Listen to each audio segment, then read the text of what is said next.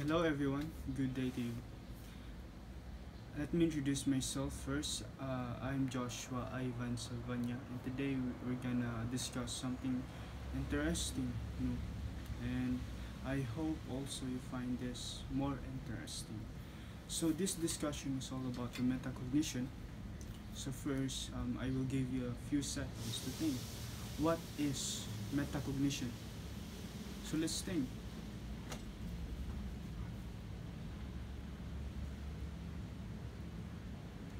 So I hope you have a thought of what is metacognition. So let's start our discussion.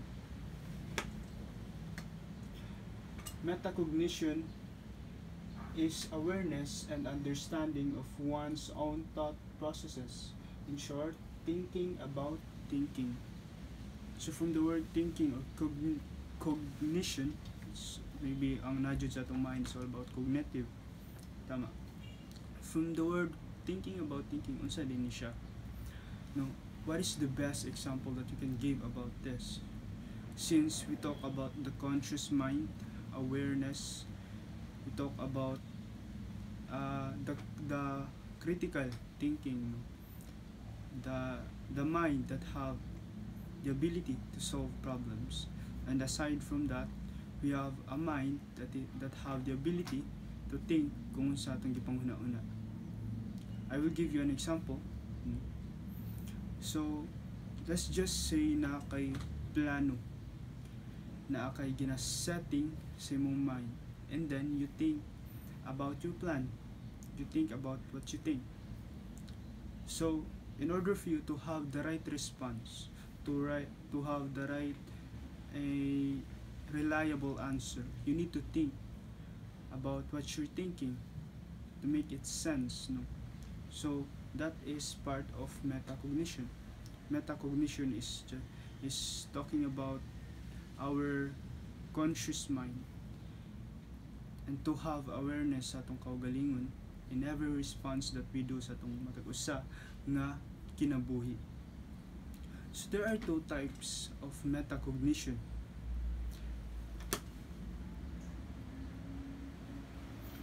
Sang una, mao niyang metacognition knowledge.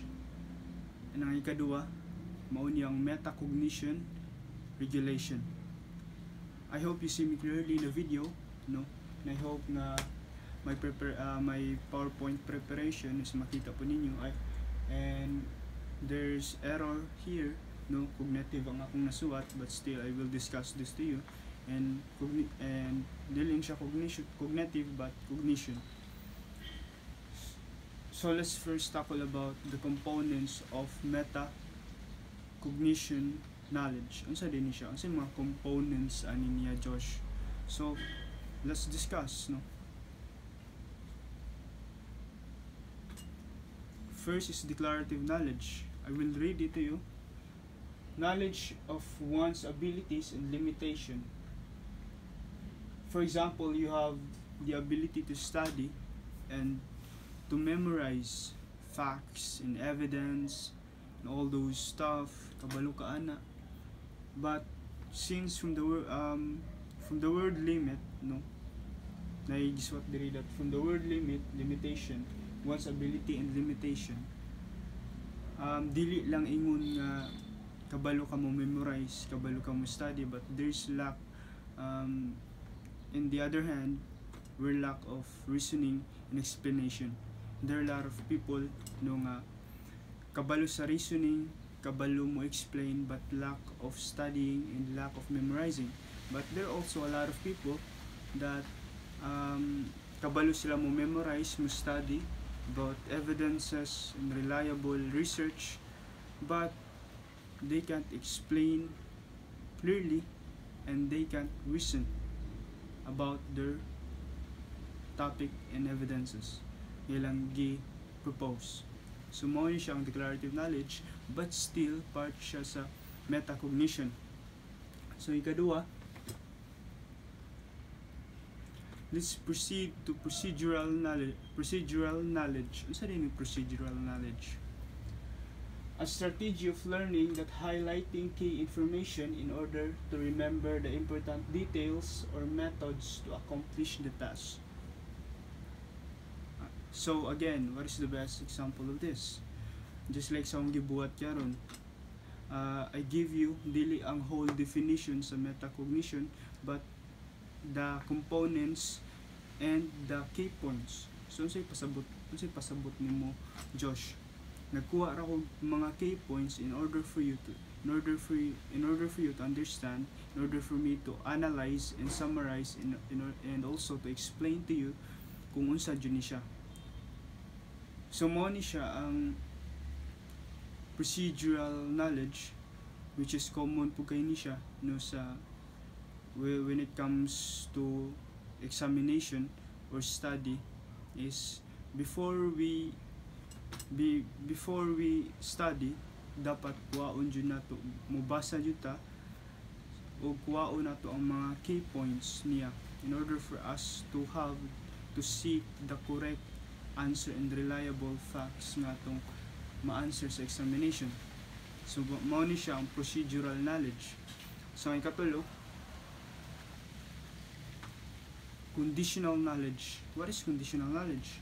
It refers to understanding of strategies that we use to apply when and why to use in specific learning strategies and cognitive skills. So from the word skills, kining tulo ka components is also part of skills, di ba? Makita nato. So aside from this, unsa dining conditional knowledge? Conditional knowledge is that I can say na it's part of disciplining our cognitive or our mind, our conscious mind. We practice to have conditioning. For example, hapit na magsugod ang inyong exam, and then daghan kay kagipang buhat sa inyo, you tend to do playing, you tend to do much talking sa imong mga friends. So walay productivity or fruit nga ma-produce sa imong kinabuhi if you do that, since ang imong goal man is to pass the exam. So wala kay discipline, you don't have the condition or discipline sa imong cognitive skills in order for you to study clearly sa examination. So what you will gonna do, so ang buhaton nato is mo ni siya mag-create tag condition sa atong kaugalingon, which is we go to the library or we go to the place nga hilom, which is aron maka-study tag tarong. So mo ni siya ang conditional knowledge. We create some kind of condition in order for us to practice and discipline our conscious mind and to accomplish the goal nga atong ganahan nga ma-achieve. So mao ni siya ang conditional knowledge.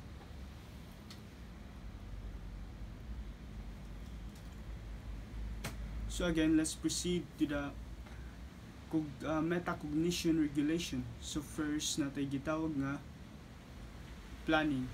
So what is planning? Basics, that is the basic. Ang kung summarize nato siya, basic lang siya paminawon. Planning is nagplano ka, di ba? Just like sa mga sundalo, Josh, or sa mga teacher, before they teach, na sila yung mga lesson plan, they study, or na sila yung mga plano on how they do the introduction. Or sa mga sundalo, na sila yung mga training or planning kung asa sila muadto, or mga strategy. So aside from that, part ni sa atong metacognition or sa atong mind nga nadyo tay kabalo jud ta mo plano before we go towards the war and before we go towards the warfare or sa atong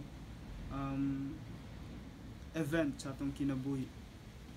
So the second one is monitoring ourselves where kung asa ta naglisod, and the third one is the evaluate nato ang event kung unsay nahitabo, or kung unsay kailangan nato i-improve. si kailangan nato nga i-change nga strategies sa atong kinabuhi and sa event sa atong life, no? So unsay ma if kuwaon taning tulo ka components sa regulation, unsay example nimo ni Josh? Again, no, I am a chess player. I confidently consider myself as chess player. Then, as far as I know, chess is not just a game, no, but indeed na siya planning, na siya monitoring, and na siya evaluation or evaluating the game. So first na planning before the game start, na dyan ay time clock, and na siya preparation. Before the game start, dapat na kay tactics or plan yung mong buhaton, or opening game. What is opening game? Na kay mga something that assess, not the word assess, but na kay something i-create ng structure in order for your pieces to be strong. And monitoring is mo na ning you analyze the game, kung asa ka naglisod, kung asa ang imong weakness, and kung unsa ang strategy nga imong dapat i-apply or imong i-change. Di ba mura siya evaluation, Josh? Yes, no? But monitoring is different because mo na ning sa middle game. You need to assess and to see kung unsay nahitabo sa duwa. You need to monitor, you need to see kung sa mga possible nga mahitabo. So, ang ikatulo mo ni evaluation is mo ni let's evaluate the game. Evaluate nato. Let's study kung unsay kailangan nato improve sa game, kung mapildi ta, not just kung mapildi ta, but kung makadaog ta, let's evaluate our game, no? So, this is the part of regulation sa metacognition, which is, it is part of our human thinking and ability, and human mind ability, or conscious mind, nga wherein nanginabuhi ta sa metacognition, or sa atong metacognition skill and knowledge, no? So I hope you understand this kind of discussion and topic, and I hope you find it more interesting.